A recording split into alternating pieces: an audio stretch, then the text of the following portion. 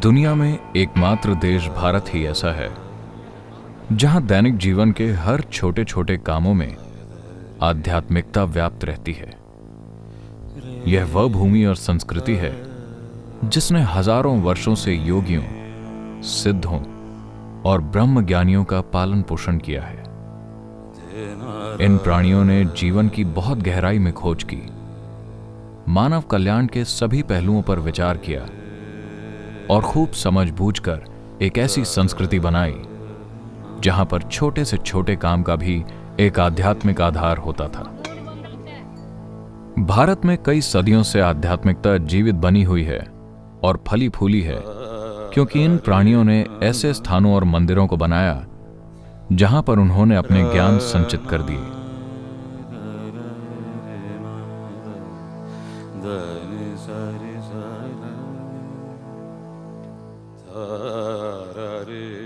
एक ऐसा ही स्थान है कैलाश। यह ऊर्जा का शक्ति भंडार है। आदि योगी शिव सबसे पहले प्राणी थे जिन्होंने यहां पर अपने ज्ञान को ऊर्जा के रूप में संचित किया। ये स्थान हालांकि भक्तों से भरे रहते हैं, परंतु प्राचीन मंदिरों की स्थापना पूजा स्थान के रूप में नहीं की गई थी, बल्कि मूल रूप से इनकी स्थापना शक्तिशाली ऊर्जा केंद्रों के रूप में की गई थी, जहां पर लोग खुद को गहराई से रूपांतरित करने के लिए एक अनुकूल वातावरण पाते थे। सुबह सुबह मंदिर जाकर दर्शन कर लेने से व्यक्ति के दैनिक कामों में एक खास संतुलन और गहराई का बोध बना रहता है।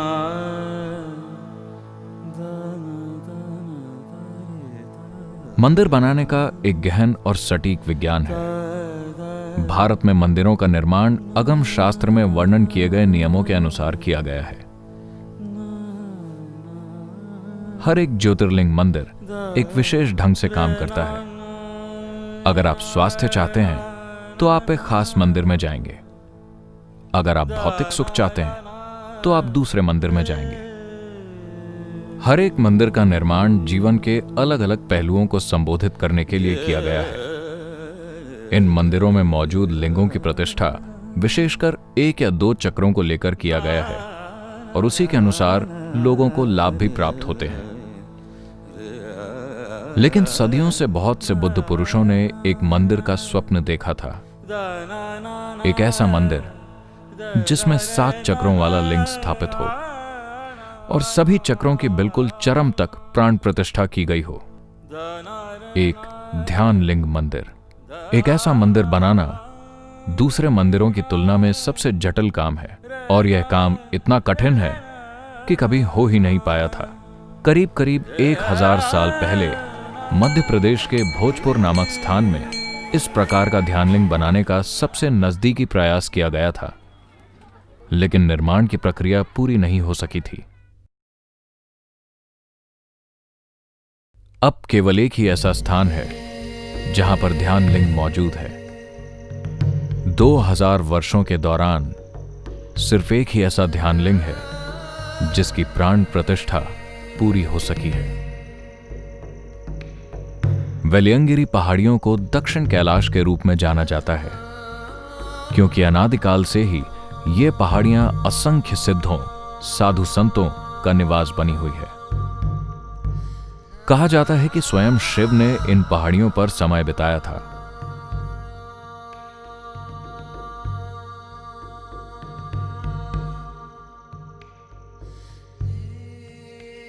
सद्गुरु ने इन्हीं वेलियंगिरी पहाड़ियों की तलहटी में ध्यानलिंग की स्थापना की। यह ध्यानलिंग उनके 3 जीवन काल की कठोर साधना का परिणाम है। ध्यानलिंग की प्राण प्रतिष्ठा की यह तीव्र प्रक्रिया 3 वर्षों तक चली थी।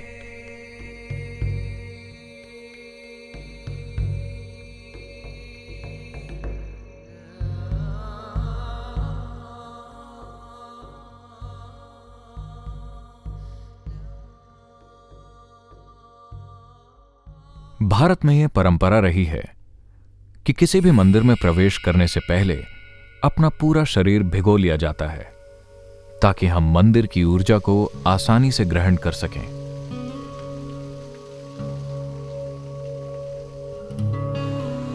तीर्थ कुंड पवित्र किए गए जल का एक कुंड है। इसके केंद्र में ठोस किए गए पारे से बना एक लिंग है जिसे रस लिंग कहते हैं। इसकी प्रतिष्ठा एक खास ढंग से की गई है। मूल रूप से यह ध्यान लिंग में प्रवेश करने से पहले व्यक्ति को तैयार करने वाला एक यंत्र है। यह व्यक्ति की आध्यात्मिक ग्रहणशीलता को बढ़ाता है। तीर्थ कुंड का जल ऊर्जा को धारण किए हुए है। इस जल का स्वास्थ्य और कुशलता के लिहाज से शरीर पर लाभकारी प्रभाव पड़ता है। यह व्यक्ति के प्राण संबंधी दोषों को दूर करता है। मंदिर की भीतरी परिक्रमा के मुख्य द्वार से पहले सर्वधर्म स्तंभ आता है। विश्व के सभी मुख्य धर्मों के चिन्ह इस स्तंभ के 3 तरफ अंकित हैं। सभी धार्मिक मतभेदों से परे यह सबका स्वागत करता है। भीतरी परिक्रमा के खुले रास्ते तक पहुंचने के लिए हमें 3 सीढ़ियां चढ़नी पड़ती हैं। सीढ़ियों की असाधारण ऊंचाई श्रद्धालुओं को अपने पैर के तलवे को इन सीढ़ियों की कंकरीली सतह पर दबाने के लिए मजबूर करती है। इससे उसके शरीर के कुछ नाड़ी केंद्र जागृत होते हैं। इससे शरीर ध्यान लिंग की ऊर्जा को ग्रहण करने के लिए और अधिक तैयार हो जाता है। भीतरी परिक्रमा के मुख्य द्वार पर महर्षि पतंजलि की प्रतिमा विराजमान है। इन्हें योग विज्ञान का जनक माना जाता है। इनके दूसरी तरफ वनश्री मंदिर है। ये ध्यानलिंग मंदिर की देवी हैं। देवी की ऊर्जा विशेषकर स्त्रियों और बच्चों के लिए लाभदायक है।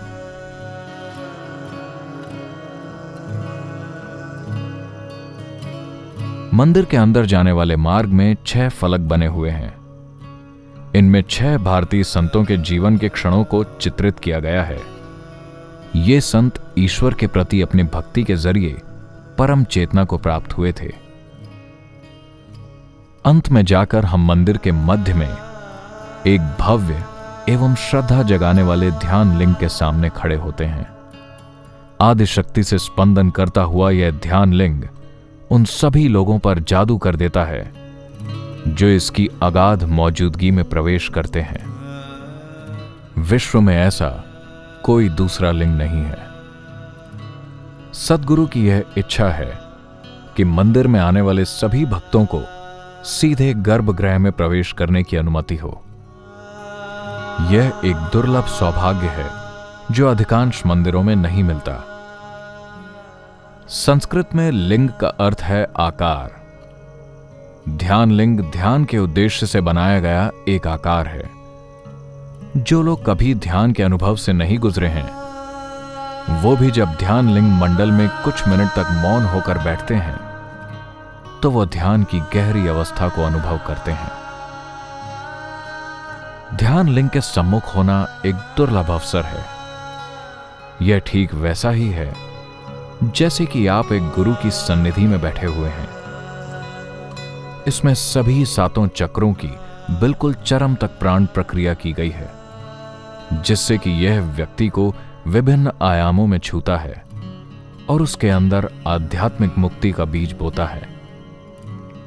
इस पवित्र स्थान की देखभाल गुरु शिष्य परंपरा में दीक्षित ब्रह्मचारियों का एक समर्पित समूह करता है, ताकि आने वाले हजारों वर्षों तक लोगों को बिना किसी विकृति के ध्यान लिंग की कृपा और ऊर्जा प्राप्त होती रहे।